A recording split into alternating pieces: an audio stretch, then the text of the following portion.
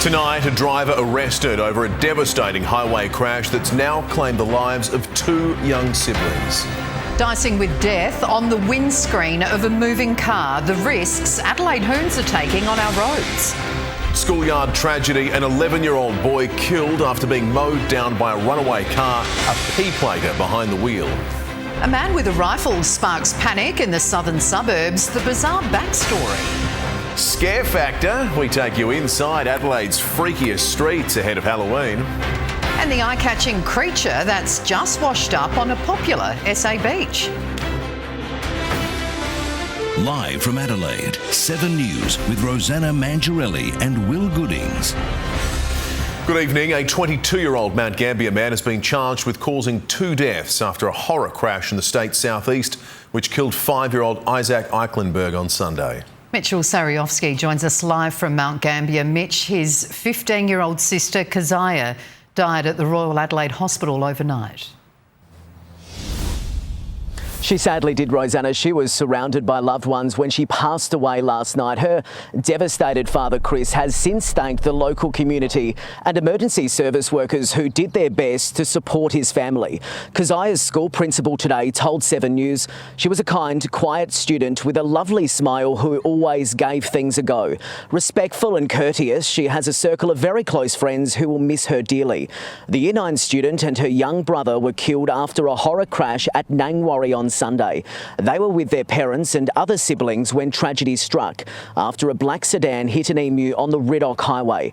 The driver of the family's car then slammed on the brakes to avoid a collision. Their SUV was hit behind by a ute. That driver, a 22-year-old Mount Gambier man's been charged with 2 counts of causing death and 4 counts of causing harm by dangerous driving. The Mount Gambier community is rallying around the family. An online fundraiser has already reached almost $70,000. And the local golf club will host an event next month as well. We want to help. We want to make, it's not going to make anything better, but if it can ease some pain, this is something you don't want any family to go through. No one wants to bury their children. It's incomprehensible the pain that a family would be going through when not 1 but 2 children have now been lost to a tragic accident. The arrested man was refused police bail and he'll appear in court tomorrow. OK, thank you, Mitch. 7 News has obtained exclusive vision of 2 hoons flouting the law on our busy suburban roads. The dangerous behaviour is under police investigation ahead of a government push for tougher new laws against posting and boasting. Hanging on for dear life, this thrill seeker takes a wild ride on top of his mate's car. On show before impressionable eyes. What's that doing that? The young child can be heard laughing from the back seat.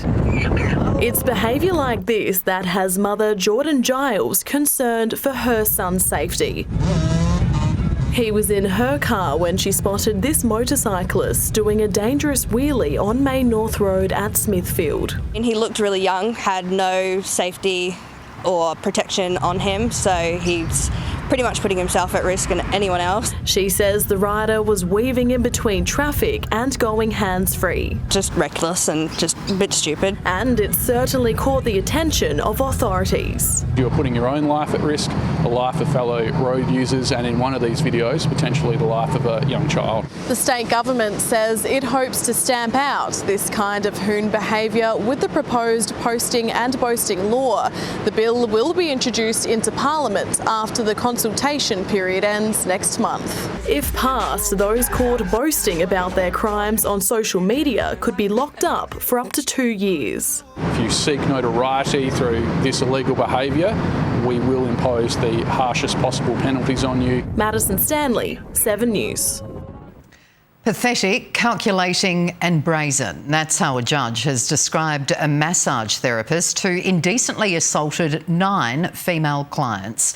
The former postman, who blamed his actions on a lack of intimacy with his wife, was sent to jail as his brave victims watched on. They were strangers from all walks of life until a gross breach of trust by a medical professional they admired and respected brought them together. 9 women indecently assaulted by 54-year-old Morfett Vale massage therapist Jason Hagan. Calculated, disgusting. His crimes were committed over 10 years inside the family practice using the business name Hagen's Heroes, often when his wife and 2 children were home. It's not anything that you wish anyone to go through.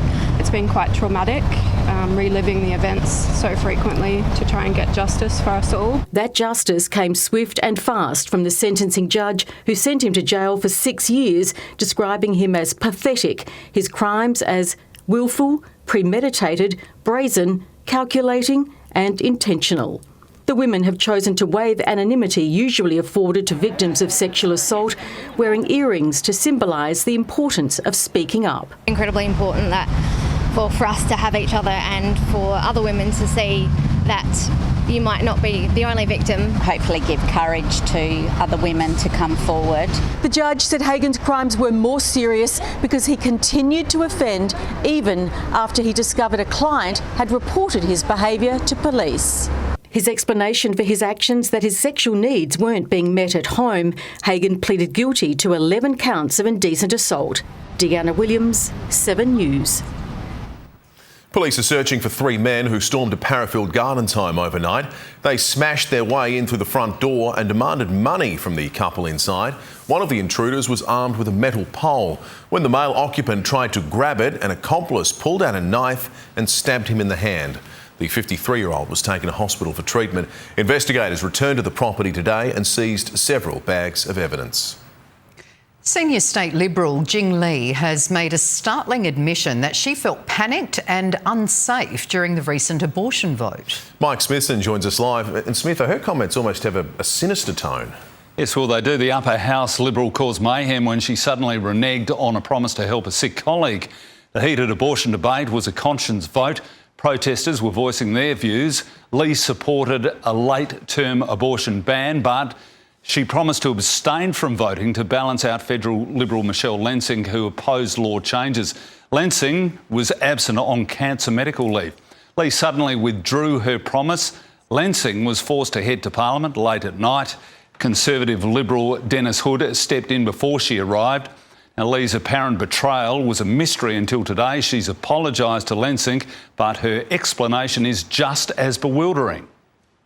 What people may not realise was my unexpected encounter with a very persistent visitor. It made me feel very vulnerable on the night. I wasn't thinking clearly and was put into a compromising situation. I went into a panic mode and my mind went blank and was blinded by fear. Unfortunately, I felt unsafe and not supported that evening. So it begs the question, who was the visitor and what did they threaten? And is there any connection with Lee's openly expressed fear of losing her pre-selection? This really doesn't help anyone's cause. Rosanna. All right, thank you, Smitho. An 11-year-old boy has been killed and 4 other children are in hospital with serious injuries after a car slammed into a primary school just before pickup. The female driver, who had a child in her car, has been arrested. Chaos in the schoolyard. Bro, what the A P-plater was driving past Auburn South Primary when she lost control, ploughing through the fence and into a shaded play area, hitting 5 children. Unfortunately, she has struck a table where there were 5 children seated within the school grounds. Terrifying, far too close to home. It's a beautiful school with little kids. It's just, you don't think those things happen. It happened shortly before pickup.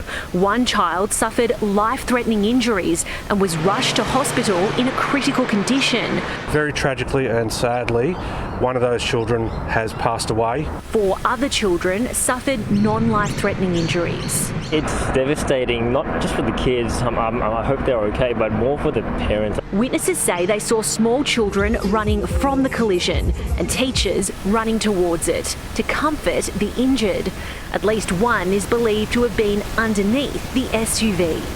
So far, there's no indication on why the car veered off the road and through the fence. The school was immediately placed into lockdown. You don't know if it's your own. Yeah, you just wonder, do you know the families? Estelle Greepink, 7 News. The South Eastern Freeway has just reopened after a car towing a caravan rolled just after 2:30 this afternoon. It sparked traffic chaos with all lanes on the uptrack between Harndorf and Mount Barker blocked for several hours. Fortunately, there are no reports of injuries. A showdown's looming in State Parliament over a proposal to ban under-18s from buying knives. The Liberal Party introduced a bill today, but the government says it's a cut and paste of legislation it's already working on. The government's accusing the opposition of bringing a knife to a gunfight. I understand they're very new to their jobs and still finding their feet. The Attorney-General slamming a new bill introduced today by the Shadow Police Minister to raise the legal age a teen can buy a knife from 16 to 18. There is no need for kids to be running around suburban shopping centres wielding knives. Many young people can just access a knife from a kitchen cabinet or a drawer at home. He says the Libs' plan to tackle youth crime involving knives is ill thought out and too narrow, unlike his legislation, which has undergone consultation and will be brought to Parliament next year. To do this properly, you really need the whole suite of reforms to have an effect. The government's legislation will give police powers to use metal detectors on public transport. And as a result of the consultation, in areas like shopping centres. Regardless of which party gets the bill over the line, it will bring South Australia in line with other states that have already raised the legal age a teen can buy a knife. We don't let people buy knives who are children in Queensland or in New South Wales or in Victoria or in Western Australia. Why are we letting children buy knives in South Australia? Lauren Rose, 7 News. A man's been charged with arson, accused of setting fire to his own home. Emergency crews were called to Leewood Road at Paradise around 12:30 this morning. 2 men inside at the time escaped without injury. One of them ran off before police arrived, but he was arrested nearby. Firefighters managed to contain the blaze to a single bedroom. The airline upgrade scandal has gone from bad to worse for Anthony Albanese, with calls tonight for the Anti-Corruption Commission to investigate his relationship with former Qantas CEO Alan Joyce. Today, the political dogfight turned even nastier and personal, with the integrity of all MPs now under the microscope. As Prime Minister, he now has his own RAF jet, greeted by locals today in Albury-Wodonga. As he hits back against claims he solicited free flight upgrades from former Qantas CEO Alan Joyce. I've been completely transparent about this. He says the only calls he can recollect with Mr Joyce were about promotional flights taken with other politicians from Perth to London and another to Dubai. As opposition leader Peter Dutton turns up the heat. Just not a credible statement that he's made. Demanding a corruption inquiry. I think the Prime Minister should take the initiative to refer this matter to the Integrity Commission. The Prime Minister's office calling that a pathetic attempt at creating a headline as Mr Albanese questions Mr Dutton's record. Flights on mining billionaire Gina Rinehart's private jet from Perth to Pilbara in 2022 and Rockhampton to Sydney and back to Mulcahy the same year. I didn't have to declare any flights on private jets owned by billionaires like Gina Rinehart. Apparently forgetting he did declare a helicopter ride with transport billionaire Lindsay Fox. Anthony Albanese doubling down, turning integrity and transparency questions onto Peter Dutton's personal investments held in a private trust. What they own, what they invest in, what income they have, all hidden away. And of former columnist and Liberal Party advisor Joe Aston, author of a new book containing the upgrade allegations. I don't see decorations that in June he was a guest, him and John Howard, at a Liberal Party fundraiser in the electorate of Wentworth. This debate getting personal and nasty. Mark Riley, 7 News. Poorly prepared, badly executed and unnecessarily expensive. That's the finding of a landmark inquiry into Australia's handling of COVID-19. But the landmark inquiry has praised thousands of frontline workers and a very patient general public. Throwing the book at COVID-19. After the COVID catchphrase, that was this. There's no rule book. Doesn't come with a rule book. Now there is one, 850 pages of it. Our response to the pandemic was not as effective as it could have been. Specifically, the impact of the slowness of our vaccine rollout, a lack of transparency, the failures in aged care. On the economy. Big decisions were taken and big mistakes were made, spraying around tens of billions of dollars on companies that didn't need JobKeeper, and it was inflationary. The opposition's reading. It was a hit job. We saved lives and we saved livelihoods. Despite 20,000 dead, the document does give Australia a pandemic pass when compared to other carnage in other countries. That was thanks to world-class frontline workers and an obedient Australian public, which was willing to follow the rules. But many of the measures taken during COVID-19 are unlikely to be accepted by the population again. And having a zero COVID mentality influenced a lot of the decisions when zero COVID was never going to work in the medium to long term. Announced today $250 million for an American-style Centre for Disease Control, a pandemic torchlight to guide us through the next one. Isabel Mullen, 7 News. A third person's in the doghouse tonight, charged over the theft of 63,000 collectible Bluey coins from a Sydney warehouse in July. The 27-year-old woman was arrested by Strikeforce Bandit officers at her home early this morning. She's accused of driving this Ford Territory during the heist and allegedly tried to use the coins at an entertainment venue a day later. Staff there tipping off police when they didn't recognise the currency. A new campaign is underway to axe an archaic tax costing the television industry tens of millions of dollars. Broadcast licence fees were set up decades ago, but Seven's national news boss argues they do more harm than good. The fight for an audience is tougher than ever, but Seven's national news boss argues the playing field is also more uneven.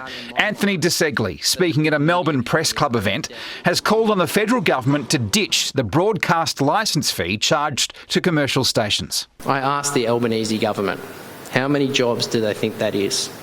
How many TV newsroom shifts will disappear so that we can pay it? Across 7, 9 and 10, the annual fee is around $45 million. It's been in place decades. Anthony DeSegli argues social media platforms and streaming services don't pay a licence fee to operate here. To a large extent, they're now replicating the model that free-to-air television in Australia has. But they're not paying a licence fee to get there. It comes at a time disinformation on social media is more prevalent. Some state governments are limiting access to young people. Against these evil forces, and calling them evil forces is not an exaggeration, there is only one true antidote, and that is the news.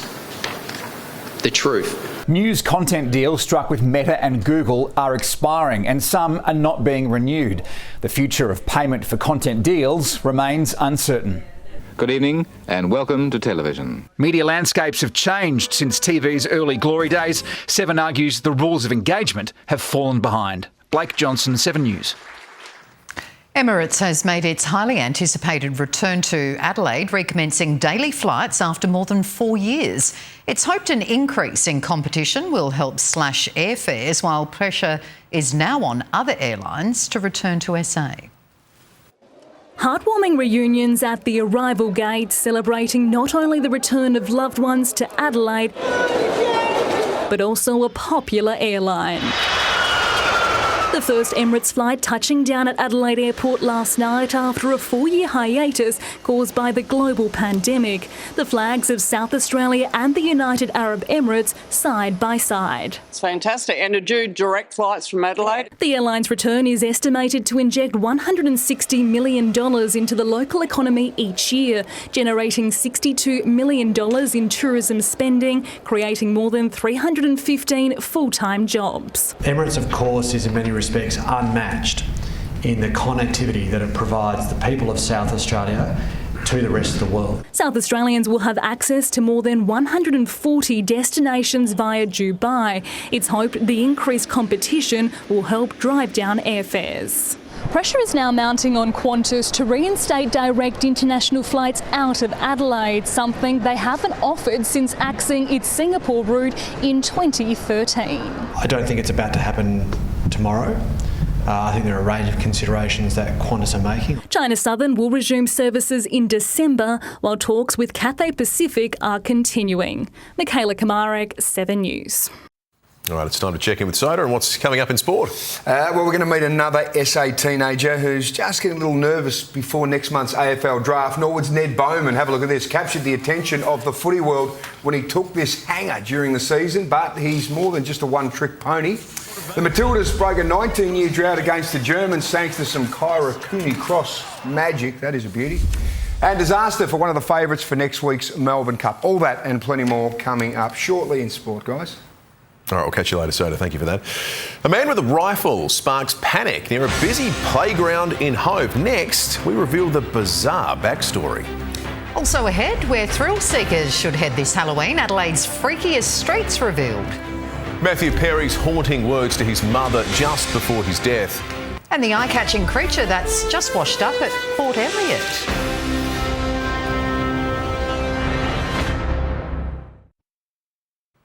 A pigeon colour has caused panic among parents after pulling out a firearm and shooting birds only metres from a busy playground in Hove. Police were called by a worried member of the public, only to be told it's completely legal. They're a pain and a pest, but this way of culling pigeons last night caused distress. I can understand why people would be concerned if someone's holding a gun in public if there wasn't enough signage around. It was just after 6 o'clock when a man reading a book in the park on the Brighton Esplanade snapped this, became panicked and called police. I'd definitely be alarmed, yeah. I think it's something that's a bit disconcerting, especially with kids around. It was very confronting because they don't know what kind of, weapon it is. Is it an air rifle? We think it's an air rifle. Is it something more sinister? Alarmed neighbours today say they thought the man's behaviour was odd, but didn't see a gun until the picture was posted online. That's a guy walking around in a fluoro vest looking very official, but of course I guess anyone could put a vest on and look official. They're angry he didn't have proper signage to alert parents only metres away with their kids at the park. Legally, it seems the shooter did nothing wrong as long as he is contracted, has a gun licence, is fully insured and contacted police. And it's common practice. There are plenty of contractors doing this across the state. However, those that have spoken with 7 News say they would never do the job in daylight in front of children. These sort of things do require, for the public's peace of mind, a signage, people being made aware of what's going on. This contractor being urged to think twice before again unnecessarily ruffling feathers. Hannah Ford, 7 News. Overseas now, and Donald Trump has mocked claims he can be likened to Adolf Hitler as the vicious language dominating the US election campaign intensifies.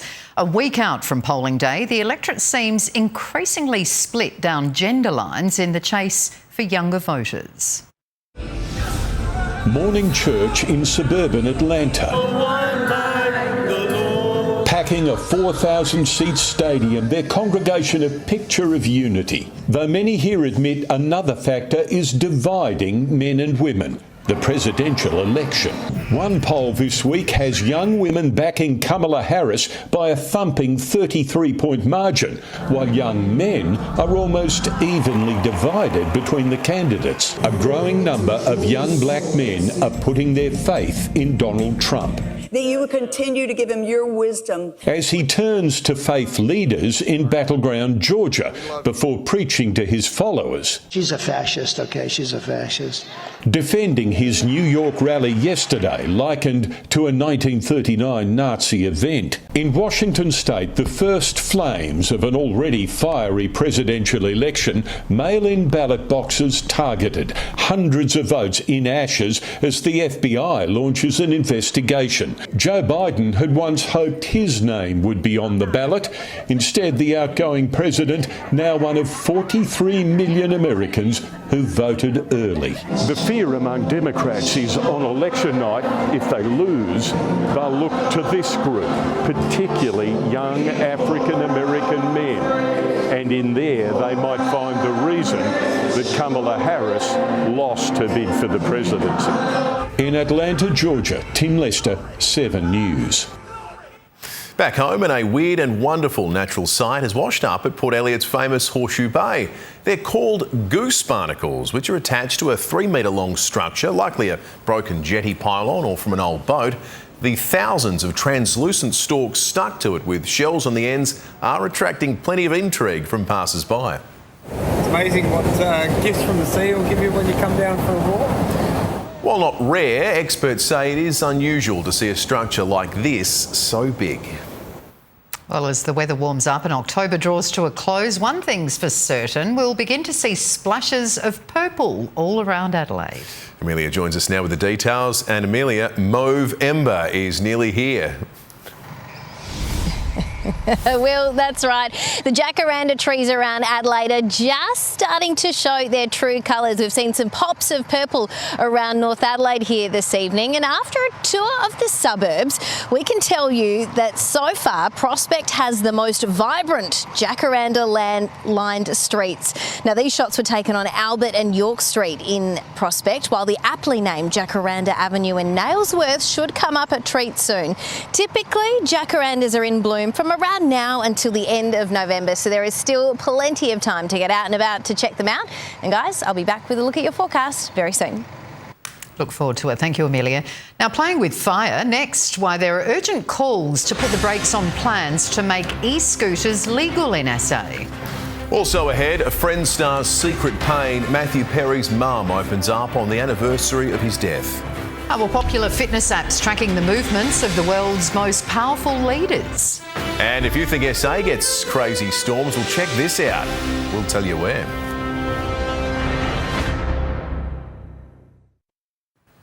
There's an urgent call to put the brakes on plans to make e-scooters legal in South Australia. An independent MP warns without tighter regulations, lithium-ion battery fires could surge once they're allowed on our roads.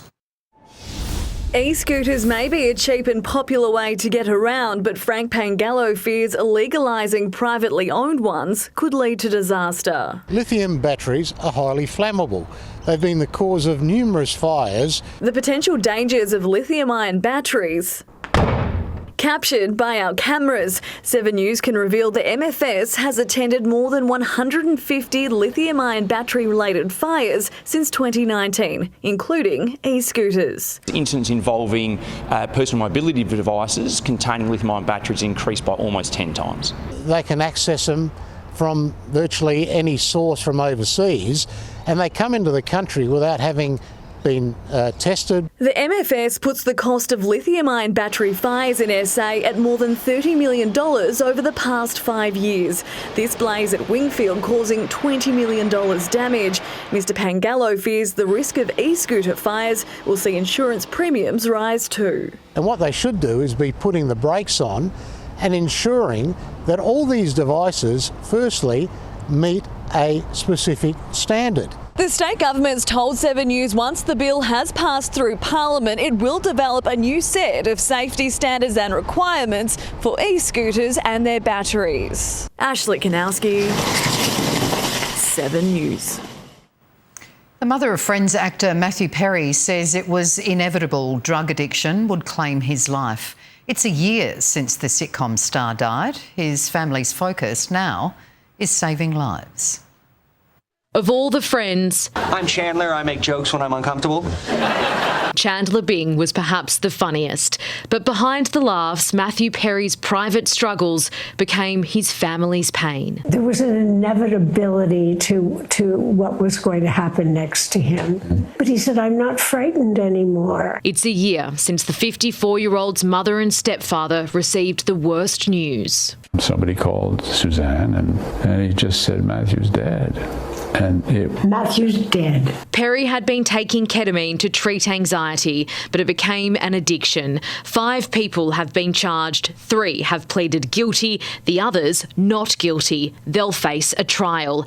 As they speak for the first time, Matthew Perry's family prefer to remember the good times. Tonight, co-star Jennifer Aniston posting a simple link to the Matthew Perry Foundation. Now run by his sister, it will become this family's focus. Millions of people have had that loss, and we're We're very aware of that, and that this is not about us. It's about those millions of people. In Los Angeles, Smiley Hogan, 7 News. The highly confidential movements of world leaders are being given away by a fitness app. The stunning claim made by a French newspaper. It found the locations of people like Joe Biden, Donald Trump, even Vladimir Putin can be easily tracked online through the Strava app used by their bodyguards. The tracker is often used by runners and cyclists to record their workouts. The rain in Spain has packed a punch. A mega hailstorm has unleashed hell on Andalusia, hammering the region with large stones of ice. A rare weather alert for storms and heavy rain over several days was issued just hours earlier. The freak hail pelted cars and shattered windscreens, no doubt leaving insurance companies with a serious headache. Next, we catch up with the woman who was stuck upside down between boulders for 7 hours. She thanked those who saved her life. Also, the big benefits for Myer customers as the department store takes control of popular fashion brands.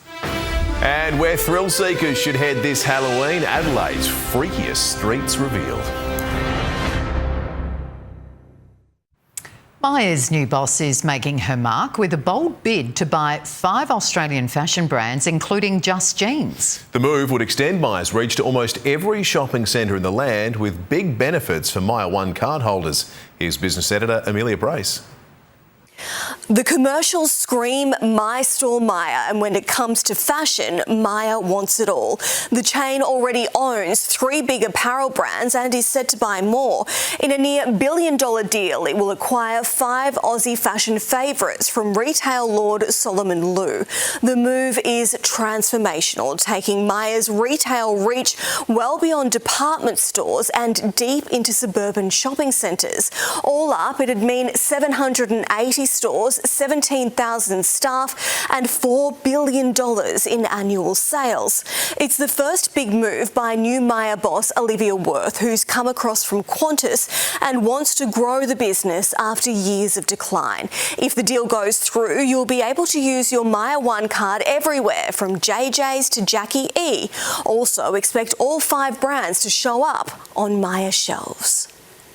Well, now it's time for an update on South Australia's blood supply from Lifeblood. Multiple blood types are running low and supplies are forecast to drop even further.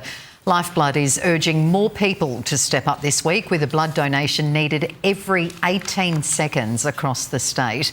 Now, if you don't know your blood type, becoming a donor is the easiest way to find out. Search blood supply or visit lifeblood.com.au to book your donation.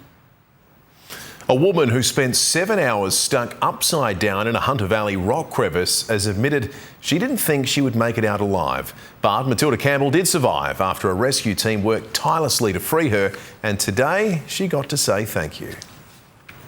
Safe and grateful, Matilda Campbell is reunited with the people who saved her life. Thank you. They first met earlier this month when Matilda became trapped upside down between 2 boulders while bushwalking in the Hunter Valley. And I was like, oh, I'm not getting out. I haven't said goodbye to anyone. I haven't said I love you to my family. But thanks to a huge rescue effort, she didn't have to. I think we just all thought, wow, how are we going to get her out? Matilda ended up in the 3-metre hole after dropping her phone. I was like, oh no, I'm still paying off that phone. So I ventured down, thought I was Bear Grylls at the moment. Her ordeal made headlines around the world. Before she knew it, she was hanging upside down. An Australian woman is recovering. Matilda Campbell en una caminata in Hunter Valley. The fact that somebody was there with her to raise the alarm, that's what saved her life. Natasha Squarey, 7 News.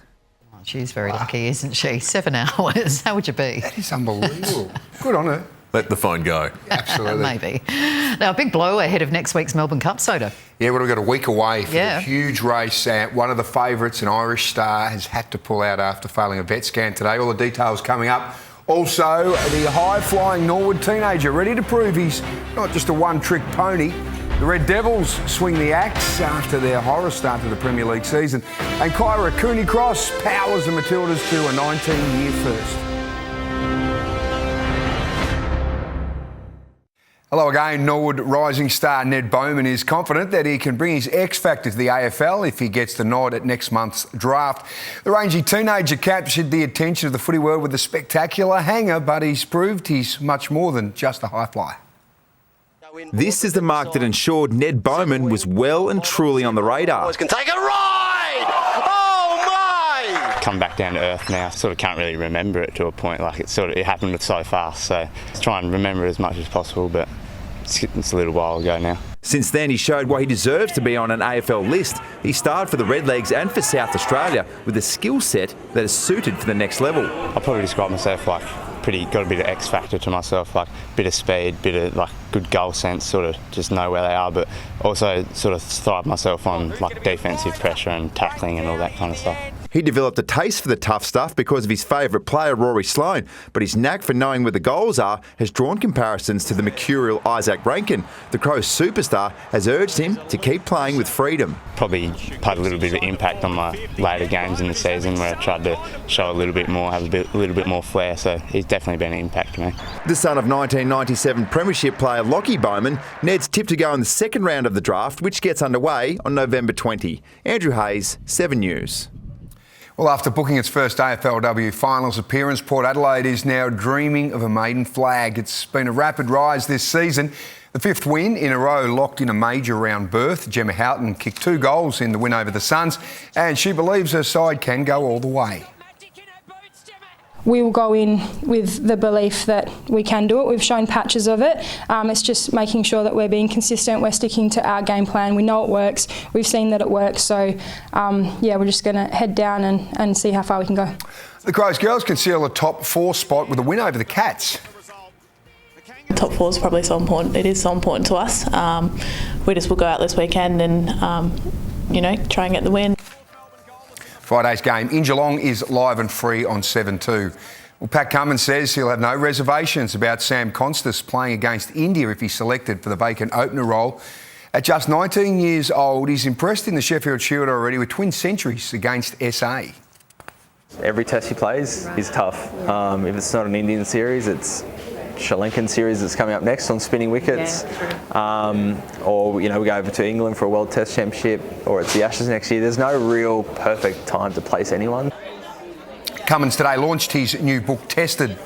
Well, Bridget Patterson is leading a strikers fight back in their WBBL clash with the Sixers at North Sydney Oval. Adelaide slumped to 3 for 22. Skipper Talia McGrath was bowled out by counterpart Elise Perry for just 5. Sixers are well and truly up and about. Patterson finished with a much-needed 44 a short time ago. The Strikers were 5 for 128 in the 16th over. Well, fresh off his first full game for the Reds, Jay Barnett is about to take on a Spanish World Cup winner. The injury-plagued midfielder will lock horns with former Chelsea and Man United star Juan Mata against the Wanderers on Saturday night. Being a kid, watching him play in these big tournaments on TV and that sort of thing will obviously be crazy to experience that with him on the pitch. But yeah, we've got a job to do, and that's to go there and get a win. The Reds opened their campaign with a 1-1 draw against the reigning champions Central Coast. Well, Kyra Cooney-Cross nailed one of the Matildas' greatest goals, which was the game changer in this morning's friendly against Germany. This sort of moment's been coming. Cooney-Cross is going to shoot from distance. Incredible! Australia on level! Some of the girls made comments before that I do it in training all the time, but just I've never had the chance to do it in a game because I'm a lot deeper. Yeah, I guess I got the opportunity, I took it. That just shows some of the class that Kyra has, so yeah, one of the great goals. Yeah, absolutely. Claire Hunt's 77th minute header sealed Australia's first win over the world's 4th-ranked nation since 2005, and the win was 2-1. Manchester United has sacked manager Erik ten Hag in the wake of its worst start to a Premier League season in 34 years. The disastrous loss to West Ham, which left the Red Devils languishing in 14th on the table, was the final straw for club bosses. United legend Ruud van Nistelrooy has taken charge on an interim basis. Well, Aidan O'Brien's unbeaten Irish star, Jan Bruegel, is out of next week's Melbourne Cup after failing a vet scan. Racing Victoria says the scan showed the 4-year-old is at a heightened risk of injury. Jan Bruegel was the Melbourne Cup favourite until Via Sistina's dominant victory in the Cox Plate. But it's now looking unlikely that Chris Waller will back her up in the Cup. It's all about the horse in terms of how they recover, and you don't really get a clear picture for at least a few days. Gay Waterhouse brought a special little guest to track work, her canine companion, Billy. And I bet Billy is a pampered little dog, given Gay's coin. I think that's elegant sport. He would be. Thank you so much, Soda. Now, as the popularity of Halloween continues to grow, so too does the list of haunted Adelaide homes. For hosts, while the aim of the game is to scare, spooky safety is top of mind.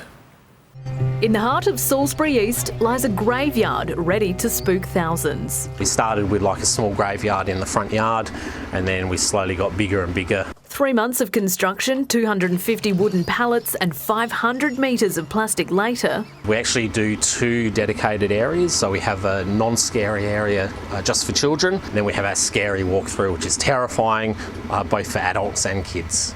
On the other side of the city, in Aberfoyle Park, there's a new haunt on the block. Now that you're here, you can never leave. We were inspired by some of the haunts around Adelaide, and we just wanted to give it a crack ourselves. But safety for hosts is no trick or treat. If you're coming down, just drive slowly, watch out, there's lots of little kids on the road. As more haunted houses employ scare volunteers, there's now a push from the community to ensure they have appropriate screening, like police and working with children's checks. We're pretty careful with that, and we have things like strict no touching policy, so our actors will never touch you. As more South Aussies are enchanted by the Halloween spell, the busier costume shops become. I'm thinking pirate or something, because it's pretty cool and cute at the same time. Deadpool's a sellout, Scream's a sellout, Minions sold out completely. At this boutique, there's an outfit for any budget. We start anywhere from maybe $30 going right up to premium stuff at like a couple of $100. It all depends on what you're looking for. Casey Trelaw, 7 News. Well, Amelia is back right after the break with a Christmas pageant queen who's soaking up every ounce of her royal reign. And in the forecast, our warm and sunny weather is set to roll on. I'll be back with all the details on what's ahead weather-wise, live from North Adelaide, up next.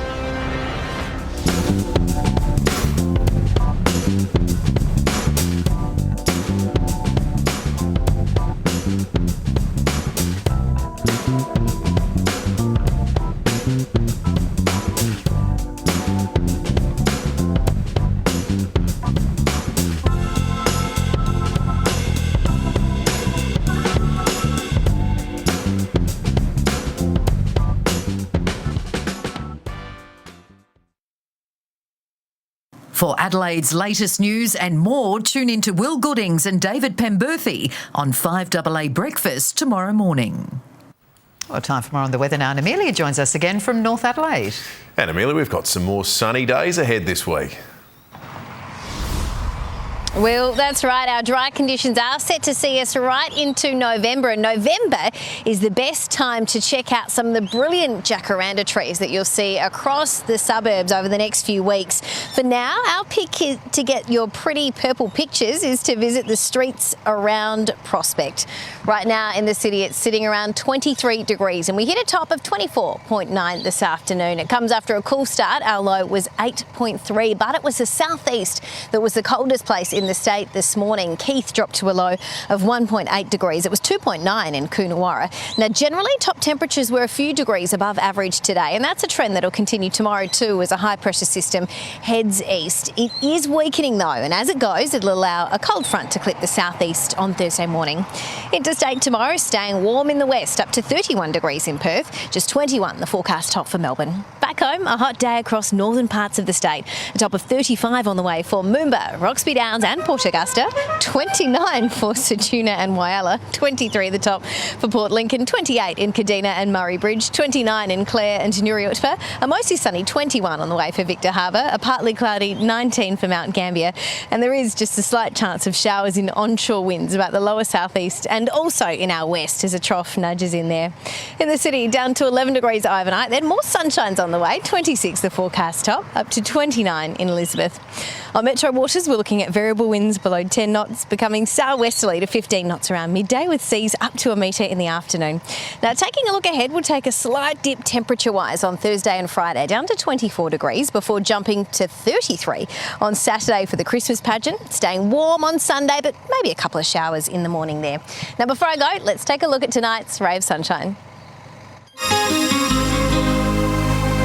At the National Pharmacies in Victor Harbour, you'll find the pharmacy monarch. Karen Pearson is this year's Christmas pageant queen, and she takes her royal duties quite seriously. She wears her crown to work every day, greeting customers with a regal wave, all while dispensing medication.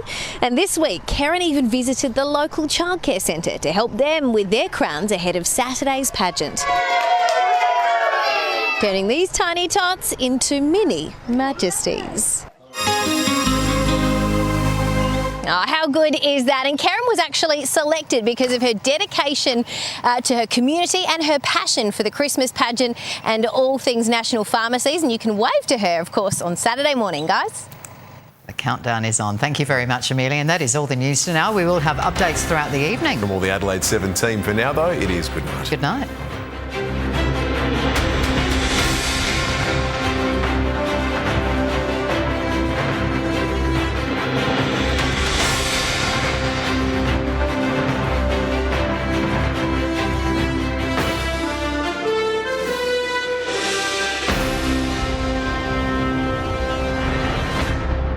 The 7 News app will give you the news you want every minute of every day, including breaking news alerts. Download the 7 News app now.